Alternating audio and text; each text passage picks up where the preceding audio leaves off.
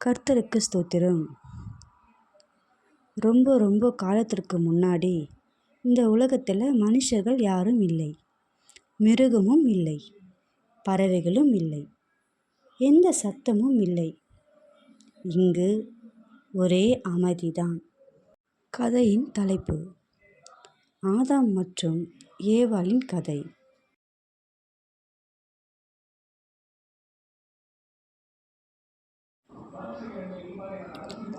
ஆரம்ப காலத்தில் இந்த உலகத்தை படைத்தார்.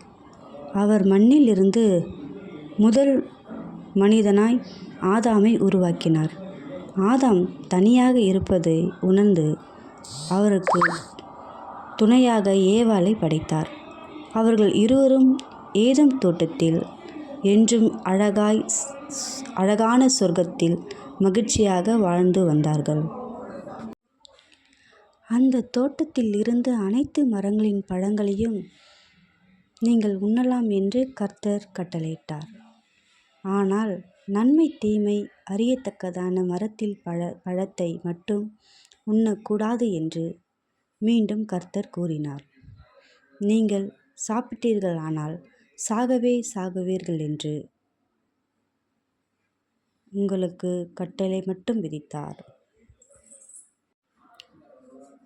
ஒரு நாள் தந்திரமான ஒரு பாம்பு ஏவாளிடம் வந்து, இந்த பழத்தை சாப்பிடலாம், நீங்கள் சாப்பிட்டீர்களானால் கடவுளைப் போல அறிவீர்கள் என்று பொய் சொல்லி அவர்களை நம்ப வைத்து, பாம்புவின் பேச்சை கேட்டு ஏவாள் தன் பழத்தை சாப்பிட்டு ஆதாமுக்கும் கொடுத்து, ஆதாம் அதையும் சாப்பிட்டான். ஆதாமும் ஏவாளும் கர்த்தருடைய வார்த்தையை கீழ்ப்படியாமல் போனதனால் ஏதேன் தோட்டத்தில் இருந்து கர்த்தர் வெளியேற்றினார். நீங்களும் நானும் கர்த்தருடைய வார்த்தைக்கு கீழ்ப்படிஞ்சால் நலமாய் வாழலாம். ஆமென்.